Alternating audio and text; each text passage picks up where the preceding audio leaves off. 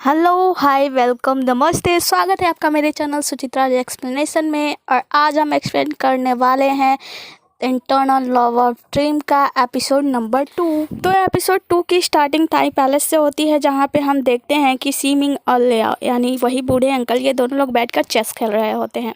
जहाँ पे मिस्टर लियाओ जो होते हैं वो चीटिंग करते हैं। वहाँ पे महाराज होते नहीं भी और वो कहते हैं ग्रीडिंग यू महाराज।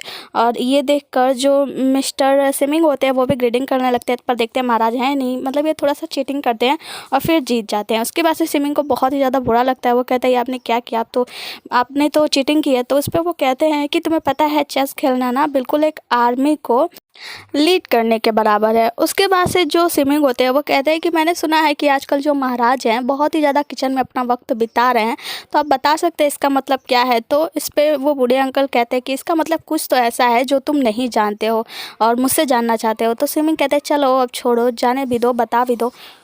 बूढ़े अंकल कहते हैं ठीक है चलो एक्सचेंज करते हैं, तुम एक काम करो, तुम मिस्टर चैंगियो के बारे में बता दो, मैं महाराज के बारे में बता देता हूँ। तो कहते हैं ठीक है बताइए। तो इस पर जो बूढ़े अंकल होते हैं वो कहते हैं तुम्हें पता है महाराज ना रिसेंटली ऐसा हुआ है कि वो किचन में खाना बनाने से बहुत ही ज़्यादा प्यार करने लगे हैं, किचन में जाके खाना बनाने लगे हैं। और कुछ ही दिनों में वो अपने पैलेस में कुछ गेस्ट को बुलाएंगे और उन्हें खाने का निमंत्रण देंगे। लेकिन उससे पहले महाराज चाहते हैं कि मैं जाके उनका भोजन टेस्ट करूँ, तो अगर तुम मेरे साथ चलना चाहो तो अच्छा रहेगा। तो इस पर सिमिंग उनका बहुत आभार प्रकट करते हैं कि आपका बहुत बहुत आभार कि मुझे इतना बड़ा तोहफा आपने दिया, मतलब इतना बड़ा अपॉर्चुनिटी दी। आगे हम देखते हैं कि सिमिंग वहाँ पे खाना टेस्ट करने के लिए पहुँचता है, जहाँ पे एक मछली होती है बहुत ही टेस्टी सा। उसे देखकर उनके मुंह में पानी आ जाता है, कहते हैं कितना टेस्टी मछली है। और उस मछली का एक टुकड़ा ही अपने मुंह में डाले होते हैं, अपने मुंह में मछली का एक टुकड़ा डालते हैं और जिसके साथ ही वहाँ पे वो बेहोश हो जाते हैं। और इन्हें बेहोश देखकर जो डोंगुआ होते हैं वो अपने एक्सप्रेशनलेस फेस के साथ उनकी तरफ बड़े ही चिंता की निगाहों से देखते हैं। जो वहाँ पे बूढ़े अंकल होते हैं वो कहते हैं कुछ नहीं, आप चिंता मत कीजिए महाराज, ये खाना इतना ज़्यादा टेस्टी था ना कि बहुत ही ज़्यादा एक्साइटेड होने के कारण मिस्टर सिमिंग यहाँ पे बेहोश हो गए हैं। तो एक्सप्रेशनलेस फेस के साथ ही डोंगुआ उनके पास जाते हैं, करीब से उन्हें देखते हैं और फिर वहाँ से निकल जाते हैं, चले जाते हैं। डोंगुआ के जाने के बाद मिस्टर ले यानी वो बूढ़े अंकल वो उनके सैनिकों से कहते हैं कि जल्दी आओ और सिमिंग की मदद करो, उन्हें उठाओ, नहीं तो वो बेहोश हो गए हैं, बेहोशी से बाहर लाओ। तुम्हें पता नहीं है क्या डोंगुआ का खाना कितना टेस्टी होता है, कैसा होता है। वो लोग आते हैं और उन्हें नीचे से उठाने की कोशिश करते हैं। आगे हम देखते हैं कि डोंगुआ अपने कमरे से बाहर निकल रहे होते हैं और इधर दूसरी तरफ मिस फैंग वहाँ से जा रही होती हैं। तो डोंगुआ के चेहरे पर एक प्यारी सी स्माइल होती है। उस प्यारी सी स्माइल को देखकर मिस फैंग बहुत ही ज़्यादा खुश हो जाती है और कहती है कि अच्छा आज मैं सुबह सुबह ही आ गई, आज मुझे सुबह सुबह डोंगुआ के चेहरे की स्माइल देखने को मिली जो कि बहुत ही ज़्यादा प्यारी है। मिस फैंग डोंगुआ के चेहरे की स्माइल देखकर बहुत ही ज़्यादा हैप्पी होती है, खुश होती है। तभी उनकी दोस्त वहाँ पे आती है और वो कहती है क्या हुआ, तुम इतनी हैप्पी क्यों हो। तो वो बताती हैं कि अभी अभी मैंने डोंगुआ के चेहरे पे स्माइल देखी। उसकी वजह से उसकी फ्रेंड बताती है डोंगुआ के चेहरे पे स्माइल का मतलब है ज़रूर आज किसी का बैड लक है। जब भी किसी का बैड लक होता है तभी डोंगुआ स्माइल करते हैं, वरना डोंगुआ ऐसे बिना किसी बात का स्माइल नहीं करते हैं। आगे हमें दिखाया जाता है कि सिमिंग को होश आ गया होता है और बहुत सारे लोग उनको चारों तरफ से नौकर चाकर घेरे होते हैं और उनका इलाज करने की कोशिश कर रहे होते हैं। तो इस पे सिमिंग कहते हैं लियो से कि आपने ये क्या किया, हजारों सालों की दोस्ती आपने ये सिला दिया हमारे दोस्ती का, आपने मेरे लिए जहर मंगवाया था, आप क्या मुझे जान से मारना चाहते थे ये सब करके। तो इस पे जो मिस्टर लियो जो होते हैं वो कहते हैं चिंता मत करो, देखना तुम्हारे लिए बहुत अच्छी अच्छी चीज़ें मैंने सोच रखी है। तभी जो मिस्टर डोंगुआ के नौकर होते हैं तो वो कहते हैं कि ये आपने क्या किया, महाराज ने आपको बुलाया था खाने पे और आप इन्हें लेके चले आए टेस्ट कराने के लिए, ये आपने बिल्कुल भी अच्छा नहीं किया। तभी वहाँ पे जो मिस्टर लियो होते हैं कहते हैं ठीक है अभी मैं जा रहा हूँ, मेरा बुद्धा एक स्पिरिचुअल करने का टाइम हो गया है, तो अभी मुझे जाना होगा और तुम ना उस काम को बिगाड़ना मत, एक काम करना तुम्हें सारी फिश खा जाना। मिस्टर लियो यहाँ से बहाना बना के भाग जाते हैं और मिस्टर सिमिंग अपना बहाना करते रह जाते हैं। आगे की सीन में हमें फेरी सर्वेंट को दिखाया जाता है, जहाँ पे मेन फेरी सर्वेंट जो होती है वो सभी सर्वेंट को अपना अपना काम समझा रही होती है। वो कहती है कि देखो 15 तारीख को तुम लोगों का छुट्टी है, तो एक काम करो पूरी सफाई पूरी तरीके से करके जाना। पहले लोगों को बताती है कि तुम लोग जाओ और चाय की पत्तियों के गार्डन से सारे चाय की पत्तियां तोड़कर ला दो। दूसरे लोगों को बताती है कि तुम लोग जाओ और यहाँ का हर एक कोना कोना चमकना चाहिए, सारे कोने को साफ कर दो। तीसरा लाइन लोगों को बताती है कि तुम लोगों को पैलेस के आसपास की सारी जगह को साफ करना है और फिर वहाँ से चली जाती है। सभी लोग वहाँ से अपना काम करने के लिए निकल जाते हैं। जहाँ पे मिस फैंग और उनकी दोस्त जा रही होती है तो मिस फैंग की दोस्त बताती हैं कि जिस जगह को हम लोगों को सफाई का काम मिला है, जिस जगह का, वहाँ जिहाओ पैलेस है। जिहाओ मिस जिहाओ का पैलेस है। तो हम लोग को यहाँ वहाँ पे बहुत ही ज़्यादा केयरफुली रहना होगा क्योंकि वो हम लोगों पे नज़र गड़ा सकती हैं। आगे हम देखते हैं मिस फैंग और उनकी दोस्त थोड़ा सा देरी से जाती हैं वहाँ पे कॉर्नर में सफाई करने के लिए। तो वहाँ पे जो एक नौकरानी होती है वो कहती है कि तुम लोग बड़ी देर से आई हो। तो वो मिस फैंग जो होती हैं वो कहती हैं कि थाई पैलेस ना बहुत ही ज़्यादा अच्छा है और मैं देखते ही रह गई थी। यहाँ का कोना कोना इतने अच्छे से सजाया गया है, इतना मतलब सटीक सामान रखा गया है। तो इस पर वो जो नौकरानी होती है वो कहती है कि ये जो थाई पैलेस है ना, ये सब कुछ डोंगहुआ ने किया है और डोंगहुआ ने इन थाई पैलेस को अपने हाथों से सजाया है तो बढ़िया तो होगा ही। तो इस पर मिस फैंग कहती हैं कि डोंगहुआ की पसंदीदा बहुत ही ज़्यादा प्यारी है, बहुत ही ज़्यादा अच्छी है। जिसके बाद से नौकरानी कहती है ठीक है डोंगहुआ का तारीफ बहुत हुआ, अब एक काम करो, ये जो बटरफ्लाई है इसे अंदर ले जाओ, कमरे में रख दो। तो यहाँ पे मिस फैंग को याद आता है कि मुफेम बटरफ्लाई जो ऐसी बटरफ्लाई है जब हवा चलती है तो अपने पंखों के फैला के डांस करती है, लेकिन पानी की एक बूंद पड़ने के बाद ही वो आउट ऑफ कंट्रोल हो जाती है, मतलब किसी के कंट्रोल में नहीं आती। इस पे जो मिस फैंग होती हैं उनकी जो दोस्त होती है वो तो तुरंत वो बटरफ्लाई लेने से मना कर देती है, कहती है कि ये बटरफ्लाई ही ऐसी चीज़ है जिसे हम लोग कंट्रोल नहीं कर सकते हैं। तो उसके बाद से नौकरानी के कहने पर नौकरानी कहती है कि इसे ले जाओ अंदर रख दो, तुम लोग रिक्वेस्ट नहीं कर सकती, तुम्हें क्या काम करना है क्या नहीं करना है। मिस फैंग वो बटरफ्लाई ले लेती हैं और लेके कमरे में जाने लगती हैं। जब जाने लगती हैं तो उनकी दोस्त बोलती है कि आपको ऐसा नहीं करना चाहिए था, आपने मुसीबत मोल ले ली है, अगर कुछ गड़बड़ हो गया तो आपको बहुत ही ज़्यादा खतरा हो सकता है। आगे की सीन में हम मिस जिही को देखते हैं जो कि अपने रूम की सफाई करता हुआ देख रही होती हैं नौकरानियों को और कहती हैं कि तुम लोग सफाई थोड़ा सा जल्दी कर दो, जल्दी सफाई करो, ख़त्म करो क्योंकि भाई भी मिलने आने वाले हैं। उसके बाद से हम देखते हैं कि वो अपनी एक मेड से कहती है कि एक काम करो, फ्लावर बॉटल भी छिड़क दो चारों तरफ। उनकी मेड जो होती है वो फ्लावर बॉटल लेती है और चारों तरफ छिड़कने लगती है।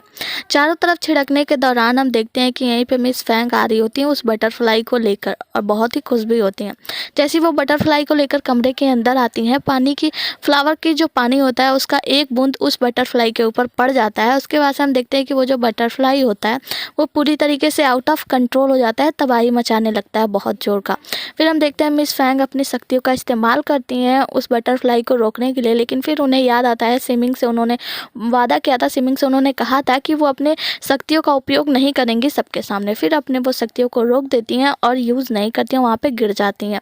तभी हम देखते हैं कि जो मिस जिही होती है ना वो उस बटरफ्लाई को कंट्रोल में लाती हैं। आगे जो जिही होती है वो मिस फैंग को डांट लगाती है, कौन हो तुम, तुमने क्या किया। तो मिस फैंग होती है वहाँ पे झुक जाती है और कहती है मुझे माफ़ कर दीजिए, मुझसे गलती हो गई, मैंने अच्छे से ध्यान नहीं रखा, प्लीज़ मेरे पे रहम कीजिए, मैं आगे से ऐसा गलती नहीं करूँगी। बहुत ज़्यादा माफ़ी मांगने पर जो मिस जिही होती है वो उन्हें माफ़ नहीं करती बल्कि कहती है कि तुमसे गलती हुई है तो तुम्हें इसका सज़ा भी भुगतना पड़ेगा। और कहती हैं कि जाओ, जो लोटस पॉन्ड है ना उसके आसपास जितने भी पत्ते गिरे हुए हैं वो सारी सफाई तुम करोगी। तो यहाँ पे मिस फैंग वहाँ से चली जाती हैं और बाहर जाके देखती हैं वही बटरफ्लाई जो होती है पौधे पे होती है, उसे अपने हाथ पे उठाती हैं और लेके जाती हैं मिस्टर डोंगहुआ के कमरे में जहाँ पे वो अपनी स्टडी करते हैं। वहाँ पे जाके डोंगहुआ के कमरे से एक ब्रश उठाती हैं और उससे ऑइंटमेंट लगाती हैं उस तितली के पर पे, जिससे उस तितली का पंख तो अच्छा हो जाता है, पर जिस ब्रश से वो मेडिसिन अप्लाई की होती हैं वो ब्रश ख़राब हो जाता है। वो देखती हैं कि ब्रश का जो फड़ा होता है वो पूरी तरीके से ख़राब हो गया होता है। तो वो कहती है कि अब मैं क्या करूँ। फिर उन्हें ध्यान आता है और वो अपने पूंछ से कुछ बाल निकाल कर एक नया ब्रश अपने शक्ति से अपने जादू से बना देती हैं और बना के उसी जगह पे टांग देती हैं। फिर वो देखते हैं डोंगहुआ के डेली यूज का कप और ग्लास कप बर्तन देखती हैं और कहती हैं कि डोंगहुआ ने ये सारी चीज़ें अपने हाथों से बनाई है, वो कितने ज़्यादा इमेजिनरी इंसान है, मतलब कितने अच्छे हैं। थाई पैलेस की एक एक चीज़ उनकी चुनी है, उनकी बनाई हुई है, सारी चीज़ें कितनी ज़्यादा अच्छी हैं। फिर वो अपने मन ही मन सोचती हैं इस स्काई पैलेस से कोई ऐसा नहीं है जो कि इतना अच्छा इमेजिनेशन कर सके, इतनी अच्छी अच्छी चीज़ें वो बना सके। और फिर वो तितली के साथ थोड़ी देर खेलती हैं उनके साथ और आगे की सीन यहाँ से कट होता है। आगे हमें डोंगहुआ को दिखाया जाता है जो कि एक जगह पे बैठ के फिशिंग कर रहे होते हैं। तभी उनका एक नौकर आता है और वो बताता है महाराज आपको कुछ ज़रूरी बातें बतानी है, बहुत ही जल्दी जल्दी में होता है। तो वो कहते हैं कि इतने जल्दी में क्यों, आराम से शांति से बताओ। तो वो बताते हैं कि ये बात मेंघाओ के बारे में। तो कहते हैं मेंघाओ, वो तो कई सालों से दिख नहीं रहा था। तो वो कहते हैं कि हाँ मेंघाओ के बारे में है जिसे देखा गया है बाइसिन माउंटेन की तरफ। तो इस पर महाराज कहते हैं पर ये माउंटेन तो डेमन्स के अंदर में आता है। आगे हम डोंग हुआ को देखते हैं जो कि उसी माउंटेन पे पहुंचते हैं और वहाँ पे अपना तलवार दिखाते हुए इशारा करते हैं तो वहाँ पे एक ड्रैगन निकल के आता है। ड्रैगन को देखकर डोंग हुआ अपनी तलवार दिखाते हैं, कहते हैं क्या तुम इस तलवार को पहचानते हो। तभी हम देखते हैं कि वो जो ड्रैगन होता है वहाँ पे इंसान का रूप धारण कर लेता है। तो डोंग हुआ पूछते हैं बताओ तुम्हारी इतनी ऐसी हालत कैसे। हम देखते हैं कि जो इंसान होता है उसके दोनों कंधे पर चैन से बंधा होता है। तो जो इंसान होता है वो डोंग हुआ को बताता है कि प्रीवियस इविल गॉड ने मुझे पकड़ के और मेरी वाइफ को मार दिया और मुझे यहाँ पे कैद कर दिया और मैं ये सब यहाँ पे कैद ही रहना चाहता हूँ, मैं यहाँ से बाहर नहीं जाना चाहता हूँ। तो डोंग हुआ पूछते क्यों, क्या तुम्हारा कोई फ्यूचर नहीं है, तुम अपने फ्यूचर में बहुत कुछ कर सकते हो यहाँ से जाने के बाद। मेंगहाऊ जो होता है वो अपने करने के लिए माफ़ी मांगता है, कहता है महाराज मुझे माफ़ कर दीजिए, मुझसे गलती हो गई कि प्रीवियस इविल गॉड ने मेरे साथ बुरा किया था, लेकिन अब मैं यहीं पे रहना चाहता हूँ, ये मैं अपने मोहब्बत के लिए करना चाहता हूँ। मैं अपनी पूरी ज़िंदगी, एक ज़िंदगी मेरी मोहब्बत के लिए काफ़ी नहीं है, मैं यहीं पे रहना चाहता हूँ हमेशा के लिए और मैं यहाँ से जाना नहीं चाहता हूँ।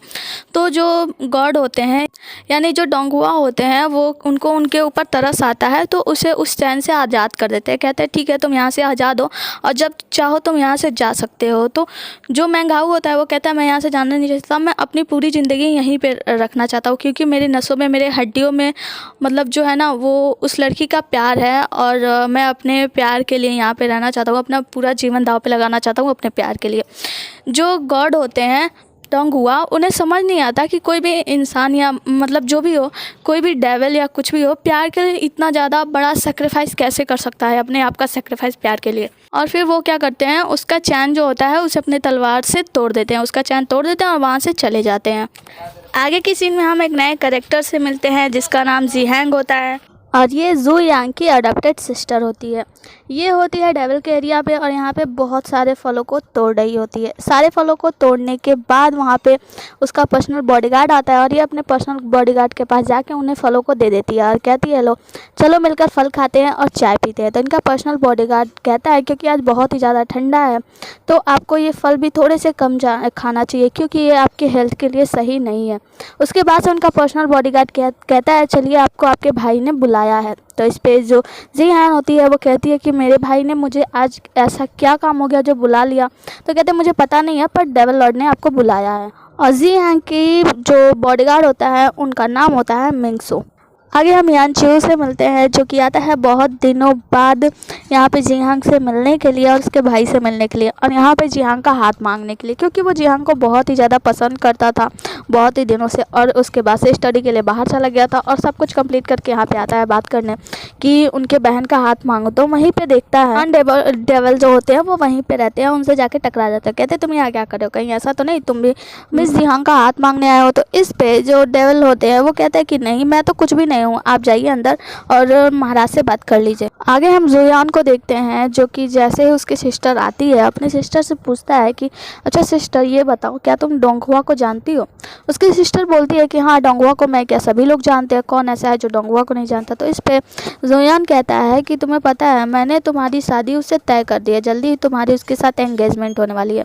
हम ज़ीहैंग का चेहरा देखकर बता सकते हैं कि ज़ीहैंग को भी ये शादी बिल्कुल भी पसंद नहीं थी, मतलब अपने लिए डोंग हुआ लाइफ पार्टनर नहीं चाहिए था। वो वहाँ से अपना मुंह बना के जाने लगती है। तभी वहाँ पे डेविल यान आते हैं और ये वो आते ही कहते हैं क्या तुम पागल हो, तुम अपने बहन से प्यार नहीं करते क्या, तुम देख नहीं सकते वो डोंग हुआ को प्यार नहीं करती, वो डोंग हुआ से शादी नहीं करना चाहती है। तुम्हें पता है मैं तुम्हारी बहन से बहुत ही ज़्यादा प्यार करता हूँ इसीलिए मैं उससे शादी करना चाहता हूँ, मैं नहीं चाहता कि उसकी शादी डोंग हुआ से हो। जी हाँ से मैं शादी करूँगा क्योंकि मैं उससे प्यार करता हूँ। इस पे जो डेविल लॉर्ड होता है वो कहता है कि नहीं ऐसा नहीं हो सकता, ये शादी मैंने अपने डेविल के भविष्य के लिए चुना है, भविष्य में हमारे लिए बहुत ही ज़्यादा फ़ायदा होगा, इसलिए मैं चाहता हूँ मेरी सिस्टर की शादी मतलब प्रिंसेस की शादी डोंग हुआ से हो।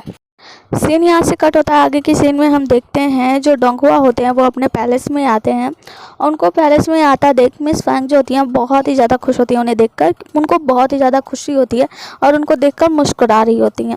डोंग हुआ पैलेस में एंटर करते हैं और मिस फैंग मुस्कुरा रही होती हैं। ये सब देखा नहीं जाता उनकी कजन सिस्टर से, जियो को देखा नहीं जाता, उन्हें बहुत ही ज़्यादा गुस्सा आता है तो वो अपने नौकरानी से कह के मिस फैंग को पॉन्ड में धक्का दे देती हैं। पॉन्ड में धक्का देने के बाद जो डोंग हुआ होते हैं उनकी नज़र पड़ती है। वो वहाँ पे देखने जाते हैं कि पॉन्ड में आखिर कौन गिरा है, लेकिन जैसे ही वो देखने के लिए आगे बढ़ते हैं तो हम देखते हैं जो जिहा होती है वो सामने आ जाती है और डोंगहुआ को बार बार देखने भी नहीं देती, मतलब उन्हें छेक लेती है, देखने नहीं देती है और इधर उधर की बातें करने लगती है। उनसे बातें करते हुए फिर हम देखते हैं डोंगहुआ दोबारा उन्हें देखने की कोशिश करते हैं मिस फैंग को, पर वो देखने नहीं देती। पर डोंगहुआ जैसे ही अपने रूम की तरफ बढ़ रहे होते हैं तो जिहा जो होती है वो मिस फैंग को कुछ बोलने वाली होती है कि तुमने बहुत ही गलत किया है, बुरा किया है, इसीलिए तुम उस पैलेस में नहीं रह सकती। तभी डोंगहुआ उन्हें बुला रहे होते हैं तो मिस जिहा जो होती है कहती है ठीक है, तुम्हें अगर इस पैलेस में रहना है ना तो तुम एक काम करो, पॉन्ड के आसपास जितने भी सारे पत्ते हैं सारे पत्ते साफ कर दो, और फिर वहाँ से चली जाती हैं। आगे की सीन में हम मिस फैंग को देखते हैं जो कि वहाँ पे सारे पत्ते साफ़ कर रही होती है, पर जैसे ही साफ़ करती हैं जिहा की नौकरानी होती है वो जादू से सारे पत्ते फिर से उड़ा देती है, वैसे ही कर देती है। जिहा बार बार साफ़ करती है और उनकी नौकरानी बार बार वो सारे पत्ते इधर उधर कर देती है, जिससे जिहा बहुत ही ज़्यादा परेशान हो जाती है, गुस्सा हो जाती है और वहीं पर बैठ जाती है। वहीं पर बैठने के बाद हम देखते हैं कि जैसे उनकी नौकरानी वहाँ पे देख ही रही होती है तो वहाँ पे वही प्यारी सी तितली आती है और वो बटरफ्लाई मिस फैंग का हेल्प करती है और सारे पत्ते को इकट्ठा कर देती है, पूरी सफाई कर देती है और फिर जाके उनके कंधे पे बैठ जाती है और दोनों साथ में खेलने लगती हैं। आगे हम देखते हैं कि जिहा की नौकरानी जाती है और मिस जिहा को बताती है कि उसने सारे पत्ते साफ कर लिए हैं पॉन्ड के आसपास से और इसमें इन सब में उसकी हेल्प उस बटरफ्लाई ने की थी। जिहा जो होती है वो बहुत ही ज़्यादा गुस्से में होती है, वो आती है मिस फैंग के पास और कहती है कि तुमने सारा काम खत्म कर दिया, पर ये बताओ इन सब में तुम्हारी मदद किसने की। यहाँ पे हम देखते हैं कि जो मिस फैंग होती है वो बटरफ्लाई के साथ खेल रही होती हैं। तभी वहाँ पे जो नौकरानियाँ होती है वो कहती है इन सब में इसकी मदद बटरफ्लाई ने की थी। तो जिहा को गुस्सा आता है, वो बटरफ्लाई को एक लकड़ी के बक्से में बंद करके वाटर में फेंक देती है, मतलब वहाँ पे जो पॉन्ड होता है उसमें फेंक देती हैं। पॉन्ड में फेंकने के साथ ही हम देखते हैं कि जो हमारी मिस फैंग होती हैं वो उस बटरफ्लाई को बचाने के लिए अपने शक्तियों का प्रयोग करने जाती हैं। तभी हम देखते हैं कि डोंगहुआ के पर्सनल असिस्टेंट यानी उनके पर्सनल नौकर चाकर जो भी होते हैं वो आते हैं वहाँ पे यहाँ पे बचाने के लिए मिस फैंग को, क्योंकि डोंगहुआ को पता होता है कि जो जिहा है वो यहाँ पे किसी भी मेड को टिकने नहीं देती, ज़्यादा समय तक उन्हें परेशान करती है। तो यहाँ पे वो आए होते हैं मिस फैंग को बचाने के लिए। वो कहते हैं क्या हुआ, यहाँ पे बहुत ही ज़्यादा शोर हो रहा है। तो मिस जिहा कहती हैं ये सब इस वजह से है, इस नौकरानी की वजह से बहुत ही ज़्यादा शोर हो रहा है। तो इस पर ये कहते हैं कि यहाँ पे बहुत ही ज़्यादा क्योंकि शोर हो रहा है और ये नौकरानी भी वेल मैनर्ड नहीं है, तो हम एक काम करते हैं इसे यहाँ के किचन में भेज देते हैं। किचन में भेजने के बाद हम देखते हैं कि जिहा उधर जाने लगती है, पर जो उनके नौकर होते हैं वो उन्हें रोक लेते हैं, कहते हैं कि आप अब जा सकते हैं यहाँ से, और वो वहाँ से अपने रास्ते चली जाती है। यहाँ पर दूसरी तरफ हम देखते हैं जो मिस फैंग होती है पॉन्ड की तरफ देख के उस तितली को याद कर रही होती है और बहुत ही ज़्यादा सैड होती है। आगे सीन में हम फिर मिस फैंग को देखते हैं जो कि बहुत सारे कुछ फूल वगैरह इकट्ठा करती हैं और इकट्ठा करके जाती हैं किचन में और वहाँ पे जाके कुछ कुकीज़ बनाती हैं। और वो कुकीज़ बना के जब टेस्ट करती हैं तो उन्हें पता चलता है कि वो कुकीज़ तो बहुत ही ज़्यादा टेस्टी है। टेस्टी हो क्यों ना, ये तो जादू से बनाई होती है ना। आगे हम देखते हैं कि जो टेस्टी कुकीज़ होता है उसे खाने के बाद उन्हें मिस्टर डोंगहुआ अपने सपने में दिखाई देते हैं, मतलब डोंगहुआ को इमेजिन करते हैं कि मिस फैंग जो होती हैं वो अपना कुकीज़ खा ही रही होती हैं। तभी वहाँ पे जिहा के नौकरानियाँ आती हैं और नौकरानियों को देखकर मिस फैंग जो होती हैं वो सारे कुकीज़ को वहाँ से गायब कर देती हैं, छिपा देती हैं। आगे हम देखते हैं कि किचन में सारी नौकरानियाँ आ गई होती है और सब जल्दी जल्दी करके खाना बनाने की तैयारी करते हैं। कहती हैं लियोंग सॉन्ग, सी मिंग और हमारे डोंगहुआ सभी लोग आए हैं महल में और पार्टी है, तो उनके लिए खाना बनाना है और कोई भी नाकामी नहीं होनी चाहिए, सब कुछ बहुत ही अच्छे तरीके से होना है। दूसरी तरफ से हम देखते हैं सभी लोग पार्टी में बैठे होते हैं। यहाँ पे सभी लोग कोई स्पेशल मना रहे होते हैं, पार्टी वगैरह कर रहे होते हैं, तो यहाँ पे सभी लोग आपस में एक दूसरे से बात करते हैं। तभी डोंगहुआ कहते हैं कि जो मीठा जो मैंने फ़िश बनाया ना वो सबको सर्व किया जाए। फ़िश की बात सुनकर जो स्विमिंग होते हैं ना वो वहाँ से भागने की कोशिश करते हैं, फिर याद आता है नहीं भाग नहीं सकते, तो वहाँ पर फिर सीधे से बैठ जाते हैं। फिर सबको फ़िश सर्व की जाती है और मिस्टर डोंगहुआ जो होते हैं फ़िश को खाने का आज्ञा देते हैं, मतलब वो लियो सॉन्ग से कहते हैं कि चलो टेस्ट करके बताओ कैसा बना हुआ है। तो यहाँ पे पारी होती है लियो सॉन्ग की कि इनकी हालत क्या होगी। ये अपने चॉपस्टिक उठाते हैं और फिश का एक छोटा सा टुकड़ा ले लेते हैं और ना चाहते हुए भी खाना होता है तो ये अपने मुंह में डालते हैं और एक बार में ही घोट जाते हैं, निगल जाते हैं। निगलने के बाद इनका अजीब सा मुँह बन जाता है और कहता है वाह क्या फ़िश बनाया, बहुत ही ज़्यादा टेस्टी, अमेजिंग, बहुत ही ज़्यादा अच्छा। ये सुनकर जो स्विमिंग होते हैं उनके मुँह से हंसी निकल जाती है, वो कहती है अमेजिंग, वाह बाबा उनको हंसी आती है। तभी डोंगुआ जो होते हैं वो जाकर उन्हें चॉपस्टिक देते हैं और कहते हैं कि अब आप खाइए, आपकी बारी है। यहाँ पे आगे हम देखते हैं कि किचन में जब खाना वगैरह बन रहा होता है तभी कुकीज़ सर्व करने की बारी होती है। और यहाँ पे और कोई भी नौकरानी ना होने के कारण एक नौकरानी लाकर ये काम मिस फैंग को देती है। वो कहती है कि तुम ये कुकीज़ लो और ले जाओ, सर्व करके आओ महाराज के पास। मिस फैंग खुशी खुशी कुकीज़ लेकर जा रही होती हैं सर्व करने के लिए, लेकिन रास्ते में उनका पैर फंस जाता है जिससे वो वहीं पे गिर जाती है और सारा कुकीज़ वहीं पे ज़मीन पे बिखर जाता है। मिस सॉन्ग सोचती हैं अब क्या करूँ, तो इस कुकीज़ को क्या करती हैं, बदल देती हैं अपने कुकीज़ के साथ और फिर वो लेकर जा रही होती हैं वहाँ पे। तो मिस जिहे की नौकरानी बताती हैं कि यहाँ पे कुकीज़ लेकर जो सर्व करने आ रही है वो मिस फैंग है, यानी जिहू आ रही है।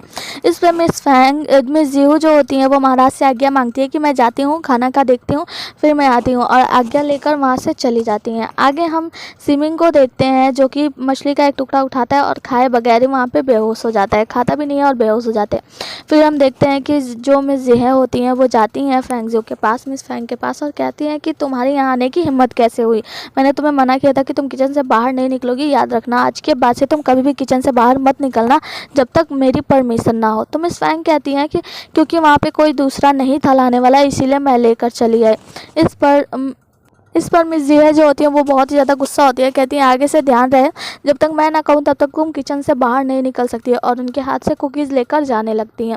कुकीज़ लेकर जाने के बाद हम देखते हैं मिस फैंग मन ही मन वहाँ पे खड़े होकर सोच रही हैं कि मुझे यहाँ पे ज़्यादा दिन रहना नहीं है, मैं बहुत ही जल्दी यहाँ से चली जाने वाली हूँ, तो क्यों ना मैं डोंगुआ से मिलकर जाऊँ। आज मैं डोंगुआ से मिले बगैर यहाँ से कहीं नहीं जाऊँगी। और वो उस तरफ देखती हैं, तभी हमारा आज का एपिसोड ख़त्म हो जाता है। मिलते हैं अगले एपिसोड में, तब तक के लिए टाटा बाय बाय और गुड नाइट।